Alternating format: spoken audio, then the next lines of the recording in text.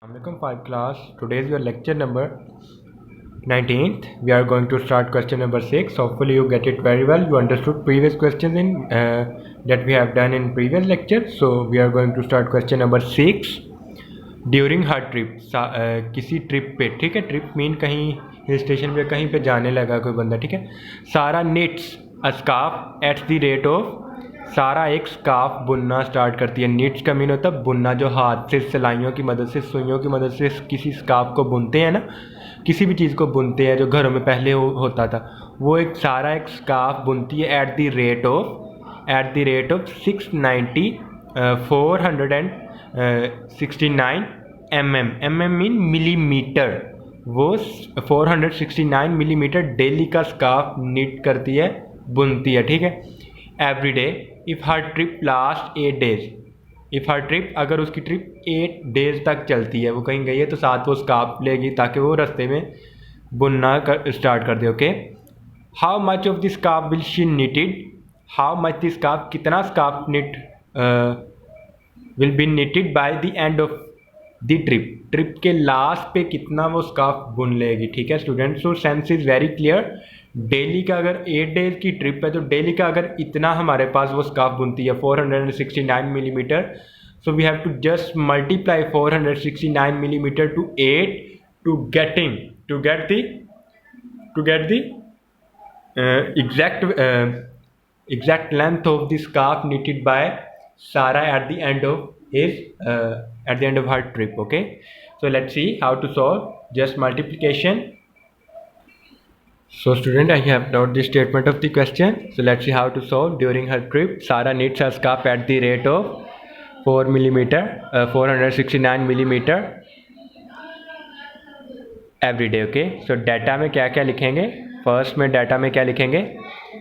Scarf knitted in one day 469 mm. How much she knitted? How much she knitted? She knitted in 8 days. So you have to just multiply the term with 469. Okay, 469 multiply with 8. Okay, so 8 nines are 72, so 2 here and 7 take carry. 8 6 are 48 and then add 7, 48 और 7 मिलके कितना होगा? 48 49 50 51 52 53 54 55. Okay, सो 48 में 7 जब add करेंगे तो क्या होगा? 55, 5 here, so take carry 5 to the next number.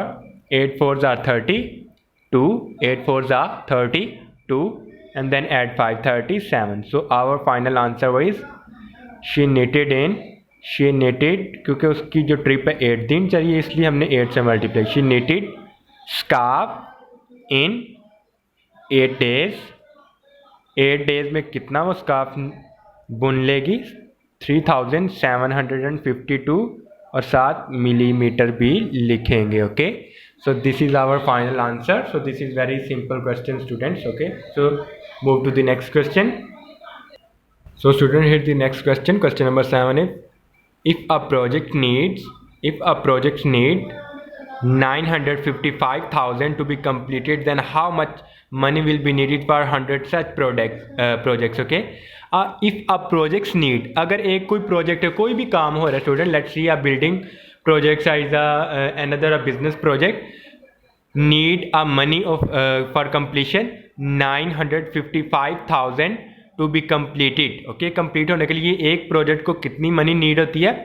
इसमें 955,000 to be completed, then how much money will be needed, कितनी मनी उसको दरकार होगी, उसको ज़रूरत पड़ेगी for 100 सच प्रोडक्ट्स। एक प्रोजेक्ट्स को इतनी मनी नीड होती है, इतनी मनी की ज़रूरत होती है, लेकिन 100 इस तरह के प्रोजेक्ट्स में होंगे तो उसको कितनी मनी की ज़रूरत होगी, कितने पैसों की ज़रूरत होगी। So students, sense is very clear. We have done same question as in same method we have used in question number 6, we have used also in question number 7. So let's see how to So since it's very clear, we have multiplied this 100 to this term, so our final answer will be come. Okay, इस 100 को इसके साथ multiply करवाएंगे तो हमारे पास 100 projects की value आ जाएगी, उसकी कंप्लीशन के लिए जितनी मनी नीड होगी उसकी वैल्यू आ जाएगी. Okay, so let's see student, our projects, one project need we have written a data. One project need 955,000 rupees. How much will be need? How much you need to complete 100 such projects? 100 such projects. Okay, so we have just multiplied this term with that term. Okay, if we have multiplied, so student, if you remember that we have used a method to directly multiplication with that kind of term in which a term contains first letter 1 and others are 0. अगर इस तरह की term होती थी कि हमारे पास अगर पहला लेटर किसी भी मल्टीप्लिकेंट का, ओके, जिसके साथ मल्टीप्लाई करें, ओके, मल्टीप्लायर है या मल्टीप्लिकेंट जो इसके साथ मल्टीप्लाई कर रहे हैं, ठीक है, तो फर्स्ट अगर उसका मेंबर 1 होगा और बाकी दोनों 0 होंगे तो इसको डायरेक्टली मल्टीप्लाई कैसे करते हैं? दूसरी जो टर्म होती है उसके साथ इसके 0 को काउंट किया जाता है. How much 0 will be in this question? 1 and 2. इस 2 0 को इसके साथ डायरेक्टली लिख लिया जाता है तो उसका फाइनल आंसर आ जाता है. ओके, सो हमने जस्ट इसके साथ 0 लिख लिया. Okay, so student, word problems are taking from all the previous concept. Okay, ये कॉन्सेप्ट हमने रीड किया होगा. अगर ऐसा नंबर आ जाए जिसका पहला नंबर हमेशा 1 हो और उसके बाद वाले तमाम 0 हो और कोई भी नंबर ना, तो उसको डायरेक्टली मल्टीप्लाई कैसे करते हैं? ये वाली टर्म को एज इट इज़ लिखा जाता है और इसके ज़ीरोज़ को काउंट किया जाता है. We have to count the zeros of that term and then after counting the zeros we will write the zeros with that term. Okay, जितने ज़ीरो होंगे वो इस टर्म के साथ लिखते हैं तो हमारे पास फाइनल आंसर आ जाएगा without solving multiplication, without doing the multiplication method we get the answer. Okay, multiplication method को यूज़ किए बगैर आंसर हासिल किया जा सकता है, लेकिन the condition is that a number with जो मल्टीप्लाई हो रहा है उसका फर्स्ट डिजिट हमेशा 1 हो, सिर्फ only 1 हो. ओके, और अदर हमारे पास कितने हो? ज़ीरोज़ हो. अदर ज़ीरोज़ हो तो फिर इस तरह का मेथड यूज़ किया जा सकता है. Okay, so this is the directly multiplication concept that we have done in previous lectures. So student, see the next question.